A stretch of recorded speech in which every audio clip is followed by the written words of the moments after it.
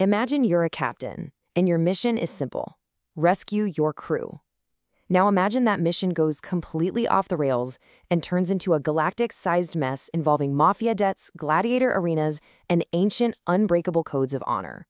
We're talking about a universe where just surviving means making one impossible choice after another. So right out of the gate, we've got Captain František Moravec getting ready to dive back onto the war-torn planet Karchemish to find his missing people.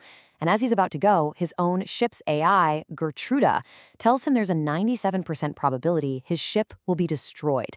For pretty much anyone else, that's a suicide run. But for Moravec, leaving his crew behind is just not an option. So how do you even attempt a mission with odds like that? Well, you have to split up your team. While Moravec takes a commando unit and heads straight back into the fire on Karchemish, he sends his top diplomat, Professor Danka Krasinski, on a totally separate, high-stakes diplomatic mission. He's literally betting everything on two different, crazy long shots. And that's the big question, right? The one that kicks this whole thing off. Moravec touches down on a planet that's still smoking from a recent war, a world now crawling with enemy forces.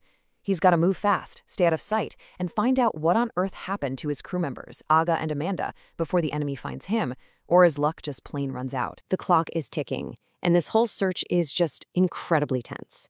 Moravec and his allies are sneaking through the ruins of this occupied city, and their target is the Astroport, the one place that might have some kind of digital breadcrumb trail of his crew.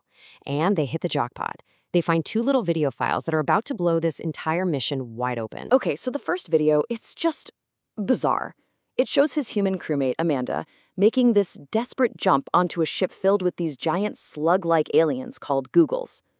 But the second video is way more alarming. It shows Aga being forcibly dragged onto a ship by a squad of Chan warriors, who then just blast off into space. So one's lost, the other has been kidnapped. With Amanda's trail gone completely cold, the mission suddenly has a laser focus. Find Agata. Moravec manages to trace the Chan ship's flight path, and it leads him to this notorious, lawless planet way out in the middle of nowhere.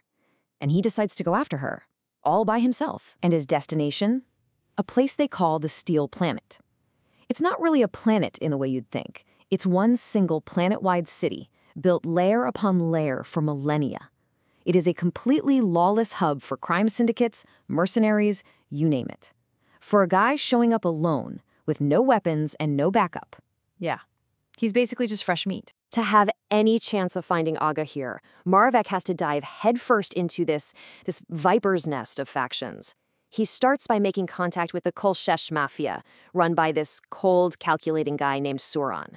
But of course, that immediately gets him on the radar of the bounty hunters, and before he knows it, he's tangled up with the politics of the planet's deadliest attraction, the Otsolovirina. Look, on the Steel Planet, information is currency, and the Kolshesh Mafia, they're the biggest bank. Their boss, Suran, lives by a very simple philosophy. Debts must be paid. Everything has a price. So yeah, he agrees to help Moravec, but he makes it crystal clear. You now owe me. And on a world like this, not paying your debts is a fatal mistake. And you know what? The Mafia's info is spot on. The trail leads Moravec right to the heart of the planet's brutal entertainment scene, the Steel Arena. So he buys a ticket, thinking he's going to find Aga chained up in some filthy cell under the stands.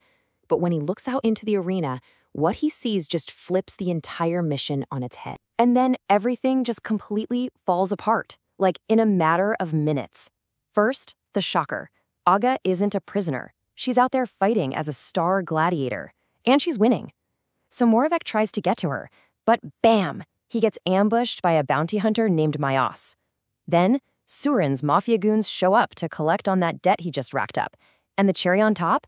Mayos is also holding Natasha, the spy who betrayed Moravec and left him for dead.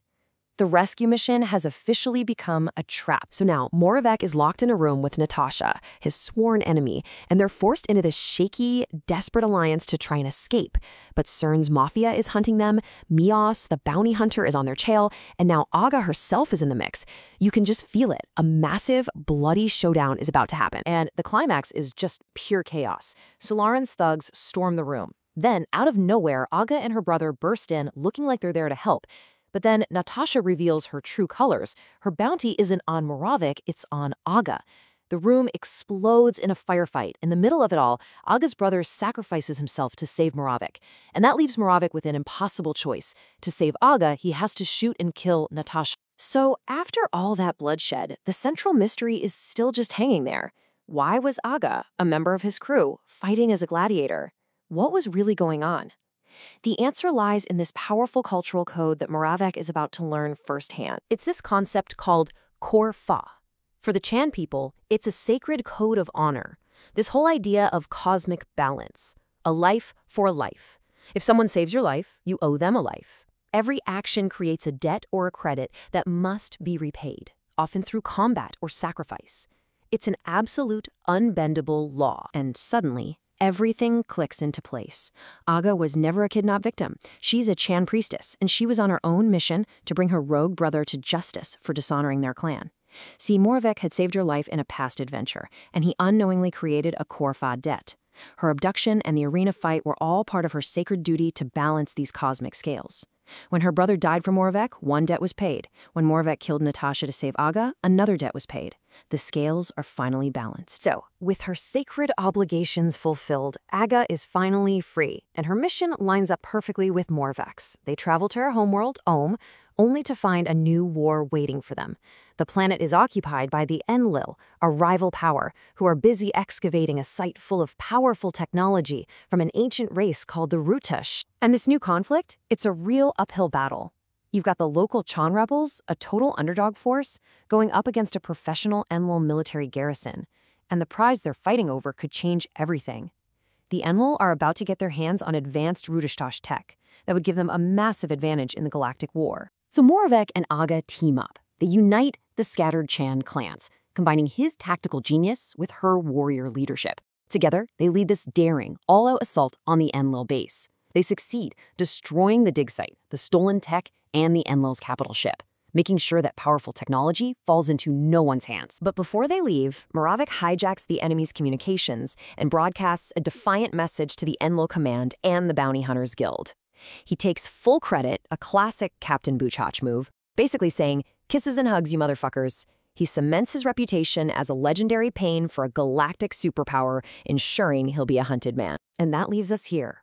Moravik set out to rescue his crew, but he only rescued a warrior who was never truly in peril. In the process, he was forced to kill a woman he once trusted and has made an enemy of an entire empire.